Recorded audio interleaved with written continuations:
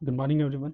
हम लोगों ने लास्ट क्लास में पढ़ी थी कि अगर कोई रेक्टेंगुलर लूप किसी मैग्नेटिक फील्ड में रखा हो, अगर मैग्नेटिक फील्ड का डायरेक्शन और इस जो रेक्टेंगुलर लूप का डायरेक्शन है, दोनों का डायरेक्शन एक दूसरे के पैरेलल हो, तो थीटा का वैल्यू 0 डिग्री हो जाएगा। और जो मैग्नेटिक फ्लक्स बी ए कॉस थीटा होता है, उसमें थीटा का जो वैल्यू हो जाएगा, कॉस थीटा का वैल्यू 1 हो जाएगी। और इसका इसका सीधा सीधा रूल खत्म हो जाएगा। तो हम लोगों ने सिर्फ कॉस थीटा की वैल्यू हट जाए, इसके लिए हम लोगों ने ऐसा सिचुएशन कंसिडर किया, direction of magnetic field consider करी। और फिर उसके बाद क्या देखी थी कि हम लोगों ने कि इसका एक साइड पी क्यू था, वो वी वेलोसिटी से मूव कर रहा था, वी वेलोसिटी से उसको मूव करा रहे थे। तो इसका जो एरिया ऑफ रेक्टेंगल था, ठीक है, वो टाइम के रिस्पेक्ट में चेंज कर रही थी। और जब हम लोगों ने फाइंड करी तो इंड्यूस्ड ईएमएफ हमारा बी एल वी के बराबर आया, where V is the velocity with which the area of rectangular loop is changing. ठीक है, क्योंकि ये जो x था वो टाइम के रिस्पेक्ट में चेंज कर रहा था। और जो x बाई टी था, यानी डी एक्स बाई जो डी टी था, वो हमारी velocity of that particular arm था पी क्यू। आप पी क्यू आर्म को वी वेलोसिटी से मूव करा रहे हो वी मैग्नेटिक फील्ड में, और इसकी लेंथ अगर एल है, तो इसमें जो ईएमएफ इंड्यूस्ड होगा इस पूरे लूप में, वो हमारी कितनी होगी, बी एल वी होगी। ठीक है। तो जो आज हम लोग पढ़ेंगे वो ये पढ़ेंगे कि कंजर्वेशन ऑफ एनर्जी कैसे होल्ड करता है। यानी यहाँ पे ऐसा तो नहीं है ना कि कंजर्वेशन ऑफ एनर्जी वायलेट कर रही है। ठीक है। देखने का यही देखने का कोशिश करेंगे, और दूसरी चीज ये भी देखेंगे कि which energy gets converted into electrical energy. मैंने लास्ट डे भी बोली थी कि mechanical energy is going to getting converted into electrical energy. पर एक मैथमेटिकल सपोर्ट देखेंगे उसके साथ, वो एक मैथमेटिक्स देखेंगे जो इसी चीज को प्रूव करेगी कि mechanical energy is getting converted into electrical energy, और वही इलेक्ट्रिकल एनर्जी हम लोगों को ईएमएफ या फिर ईएम इंड्यूस्ड ईएमएफ देने का काम कर रही है। ओके, तो शुरू करते हैं। तो हमारी जो टॉपिक है कंजर्वेशन ऑफ एनर्जी, देखना है कि यहाँ पे कंजर्वेशन ऑफ एनर्जी होल्ड कर रही है कि नहीं।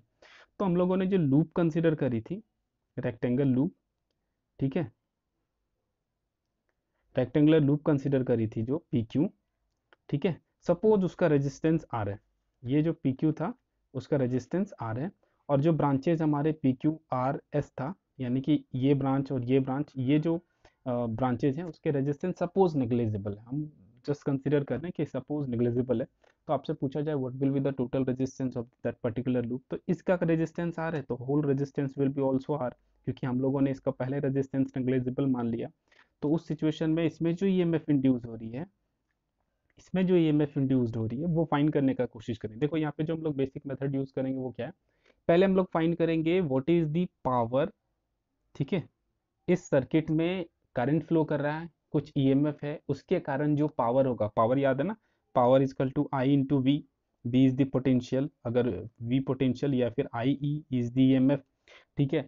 तो हम लोग फाइंड करेंगे कि what is the power of the circuit, और फिर हम लोग फाइंड करेंगे कि हम लोगों ने कितना पावर लगाया है, यानी हम लोगों ने इस आर्म को वी वेलोसिटी से मूव कराने में कितनी पावर इन्वेस्ट करी है। फिर देखेंगे कि इन दोनों के बीच, यानी कि जो इलेक्ट्रिकल पावर उसके अंदर जनरेट हुआ और इलेक्ट्रिकल पावर और जो मैकेनिकल पावर आपने दिया, उन दोनों के बीच में क्या रिलेशन है। ठीक है, उसी के लिए हम लोग प्लॉट तैयार कर रहे हैं। तो आर रेजिस्टेंस है पीक्यू ब्रांच की, पीक्यू ब्रांच की आर रेजिस्टेंस है, और इसका लेंथ हम लोगों को पहले से पता है एल है। ठीक है। और इसमें ईएमएफ अभी अभी हम लोगों ने पता किया कि ईएमएफ कितना है हमारा, बी एल वी के बराबर है। तो उस सिचुएशन में इसकी इस सर्किट में करंट कितना हो जाएगा हमारा, तो आई हो जाएगा ई बाय आर। तो हमारा करंट हो जाएगा B L V by R. Okay, तो ये हमारा हो गया करंट। तो करंट कितनी फ्लो कर रही है सर्किट में, B L V by R, B L V by R. ठीक है। अब सिनारियो क्या है, अब सिनारियो क्या है कि ये रेक्टेंगल लूप है, ये हमारा पी क्यू साइड है। हम लोगों ने माना कि बाकी साइड्स का रेजिस्टेंस जीरो है, नेग्लिजिबल है। ये साइड में सिर्फ रेजिस्टेंस है, तो जो भी करंट फ्लो कर रहा होगा यहीं पे करंट फ्लो कर रहा होगा, और वो हमारी करंट कितने के बराबर आ रही है, B L V by R के बराबर आ रही है। और आप लोग वो पहले जानते हो कि यहाँ पे मैग्नेटिक फील्ड भी प्रेजेंट है। तो याद करो कि अगर कोई वायर, अगर कोई करंट कैरिंग वायर किसी मैग्नेटिक फील्ड में जाती है, उसका लेंथ अगर एल हो, ठीक है, तो वो एक लॉरेंज फोर्स या फिर मैग्नेटिक फोर्स एक्सपीरियंस करती है due to the presence of other magnetic field. तो यहाँ पे अदर मैग्नेटिक फील्ड बी है, तो ये करंट आई जो इस ब्रांच में फ्लो कर रही है वो एक मैग्नेटिक फोर्स एक्सपीरियंस करेगी, और वो कितने के बराबर होता है, तो आई एल बी के बराबर। I is the whatever the current flowing in this branch, L is the length of the branch, and B is the जो ऑलरेडी मैग्नेटिक फील्ड एग्जिस्ट कर रही है। तो अभी हम लोगों ने करंट की वैल्यू निकाली B L B by R, उसकी वैल्यू उठा करके वहां पे पुट कर दो। तो बी एल बी, ठीक है, यहाँ लेंथ एल एक अलग से है, बी अलग से है, तो देखोगे आपके पास फाइनल वैल्यू क्या आ जाएगी, तो बी एक बी भी B square L square by R आ जाएगा आपके पास। ये आ गया टोटल फोर्स जो आप इस ब्रांच को, ठीक है, आप इस मैग्नेटिक फील्ड, ये मैग्नेटिक फील्ड, ठीक है, उस ब्रांच को, उस आर्म को अपोज कर रही है, आप उस ब्रांच को फिर भी मूव कराना चाहते हो, तो उस सिचुएशन में जो आप फोर्स लगा रहे हो, मैकेनिकल फोर्स लगा रहे हो, वो कितने के बराबर आ जा रही है, तो v whatever the velocity B square L square by R. ठीक है, अब थोड़ा सा बेसिक डेफिनेशन याद करो वर्क एनर्जी थ्योरम में, तो पावर इजकल टू होता था फोर्स इनटू वेलोसिटी। अभी अभी आपने फोर्स का एक्सप्रेशन निकाला है, आप एफ फोर्स से v वेलोसिटी से कोई बॉडी को मूव करा रहे हो, तो उस सिचुएशन में जो आप पावर उसमें इन्वेस्ट कर रहे हो वो f इंटू वी हो गया। तो f आपका निकल गया है, v निकल गया है, v मल्टीप्लाई करोगे तो आपकी वैल्यू जो पावर आप लगा रहे हो, मैकेनिकल पावर जो आप लगा रहे हो, वो v square B square L square by R के बराबर है। यानी इतनी एनर्जी आप इन्वेस्ट कर रहे हो उस, ठीक है, उस आर्म को v वेलोसिटी से मूव कराने में, ठीक है, ये इतनी पावर आप जनरेट कर रहे हो, ठीक है, आप उतनी पावर उसमें इन्वेस्ट कर रहे हो। ओके, अब हम लोग फाइंड करते हैं कि जो इलेक्ट्रिकल सर्किट में पावर जनरेट हो रहा है वो कितनी है। तो इलेक्ट्रिकल सर्किट में जो पावर जनरेट होता है वो सीधा I into V, V is the potential, और यहाँ पे ईएमएफ है तो ई भी लिख सकते हैं। तो अभी अभी हम लोगों ने निकाला है कि B L V by R into B L V by R, B L V E M F E का वैल्यू बी एल बी, तो आपकी वैल्यू आ जाएगी B square L square V square, सबकी स्क्वायर हो जाएगी,